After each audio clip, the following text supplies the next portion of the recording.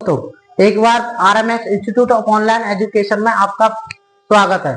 मैं रिंकू शर्मा आपके सामने एक बार फिर से नई वीडियो के साथ प्रस्तुत हुआ हूँ, जिसमें हम देखेंगे कि ऑटिज्म का निदान और इलाज के ऑटिज्म का जो इलाज है वो हम किस प्रकार करेंगे। ऑटिज्म का इलाज सबसे पहले हम डॉक्टर के द्वारा मूल्यांकन करते हैं। डॉक्टर द्वारा मूल्यांकन करेंगे, जिसमें हम देखेंगे कि डॉक्टर मूल्यांकन किस प्रकार करता है। सबसे पहले डॉक्टर होता है जो सबसे पहले माता पिता के व्यवहार और मानसिक विकास से संबंधित कुछ प्रश्न पूछता है। डॉक्टर जो होता है वो माता पिता से प्रश्न पूछता है। नेक्स्ट जो सवाल पूछता है वो बच्चे की बात को जानता है, बच्चे की बात की जानकारी लेता है और उसके व्यवहार के बारे में भी वो जानता है। दूसरी चीज होती है हमारी चिकित्सा जो उपकरणों का प्रयोग कर डॉक्टर चिकित्सा उपकरणों का प्रयोग करके बच्चे की संचार और सामाजिक और संज्ञानात्मक क्षमताओं का एनालिसिस करता है। और इसमें हमारी अतिरिक्त जो परीक्षण भी है वो अतिरिक्त परीक्षण भी होते हैं। जैसे हमारे कौन कौन से अतिरिक्त परीक्षण होते हैं हम उनके बारे में भी जानेंगे। सबसे पहले आएगा हमारा जेनेटिक परीक्षण। पहला कौन सा आएगा? जेनेटिक परीक्षण। जेनेटिक परीक्षण, इसके बारे में हम जानेंगे कि जेनेटिक परीक्षण क्या होता है। तो जेनेटिक परीक्षण कुछ मामलों में जेनेटिक टेस्ट की मदद से यह निर्धारित हो सकता है कि जो बच्चा होता है उसमें जीन में कोई अवांछित परिवर्तन है या नहीं है, उनमें कोई परिवर्तन हो रहे हैं या नहीं है। दूसरा है हमारा जेनेटिक परीक्षण के बाद में आएगा हमारा इमेजिंग परीक्षण। दूसरा कौन सा आएगा हमारा? इमेजिंग परीक्षण। इमेजिंग परीक्षण कौन सा होता है उसके बारे में हम पढ़ेंगे। तो इमेजिंग परीक्षण होता है कि मस्तिष्क की जो असामान्यताओं की जो पहचान करने के लिए ये जो डॉक्टर होते हैं वो एमआरआई या सीटी स्कैन का कोई स्पष्ट या निश्चित जो इलाज इसका नहीं है, इसके द्वारा सीटी स्कैन करेगा या एमआरआई के द्वारा डॉक्टर उसका परीक्षण करेगा। नेक्स्ट है हमारा नेक्स्ट आएगा हमारा प्रारंभिक चिकित्सा। प्रारंभिक चिकित्सा क्या होती है? प्रारंभिक चिकित्सा क्या होती है कि सामान्यतः छोटी उम्र में भी इस रोग के लक्षण दिखने लग जाते हैं।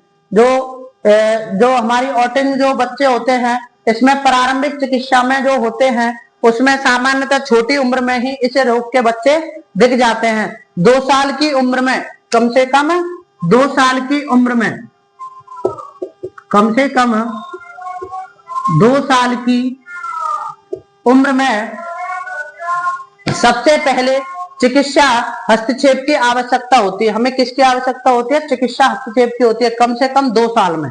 और हमारा नेक्स्ट है बिहेवियर थेरेपी। अगली है हमारी बिहेवियर थेरेपी।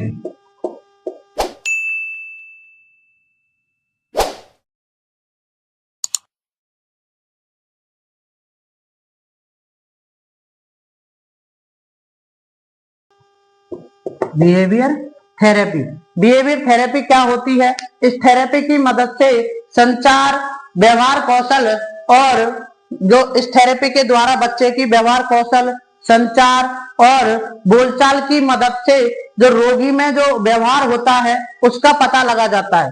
जो बच्चे होते हैं उनके व्यवहार कौशलों के बारे में और संचार के बारे में उसका पता लगाया जाता है। अगली है हमारी ऑक्यूपेशनल थेरेपी। अगली कौन सी है? Occupational therapy. ऑक्यूपेशनल थेरेपी क्या होती है? इस ऑक्यूपेशनल थेरेपी यदि हम देखा जाए तो शॉर्ट में हम बोलते हैं ओटी। क्या बोलते हैं शॉर्ट में? ओटी। ओटी की मदद से हम आवश्यकता या बुनियादी कौशल सिखाए जाते हैं। आवश्यकता और बुनियादी कौशल इसमें सिखाए जाते हैं। सीखने की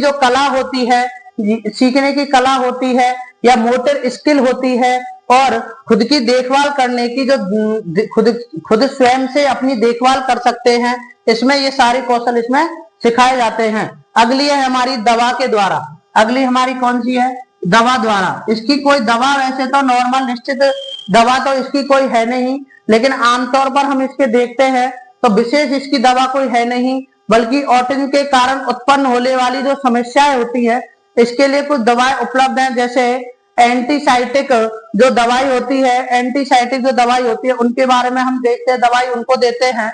और भी हमारी दवाइयां होती हैं जिनसे बच्चों को आराम मिलता है, और हमारे इसके कुछ बचाव भी है, ऑटिज्म के बचाव भी हैं।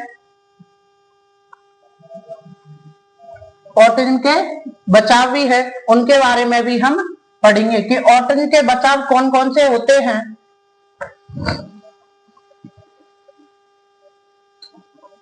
ऑटिज्म के बचाव कि जो ऑटिज्म बच्चे होते हैं, ऑटिज्म के बचाव कि ऑटिज्म के बचाव कौन कौन से होते हैं, हम कैसे बच सकते हैं, ऑटिज्म के से कैसे बच सकते हैं। वर्तमान में यदि हम देखा जाए तो ऑटिज्म को रोकने का कोई ज्ञात तरीका नहीं है, निश्चित कोई तरीका नहीं है। हालांकि कुछ तरीके से इसकी जो बीमारी है इसको हम रोक सकते हैं, उसकी रोकथाम कर सकते हैं। जैसे यदि हम देखा जाए तो पेरेंट्स होते हैं, बच्चे होते हैं, उनके माता पिता धूम्रपान हुई, शराब हुई, उन और आदि अनेक दवाइयों से दूरी बनाए रखें। माता पिता होते हैं वो धूम्रपान, शराब और नशीली दवाइयों से दूर रहें। बच्चों को चीज जिससे यदि माता पिता हमारी धूम्रपान नहीं करेंगे, किसी प्रकार की कोई नशीली दवाइयों का उपयोग नहीं करेंगे तो बच्चा ऑटिज्म में नहीं होगा। देखी जाए दूसरी चीज है हमारे अच्छा खाएं। जो भी आप चीज खा रहे हैं वो आपको अच्छा खाना है और स्वस्थ खाएं। अच्छा खाना है और स्वस्थ खाना है। दूसरी अगला नेक्स्ट अपन का कुछ टीके होते हैं, जैसे एमआरआई, जैसे टीके होते हैं हमारे कुछ, जैसे एमआरआई की मदद से हम ऑटिज्म से संबंधित समस्याओं के जो बचने के लिए महिलाओं को यह टीका लगवाना चाहिए। मदद जो होती है हमारी, टीका होता है एमआरआई,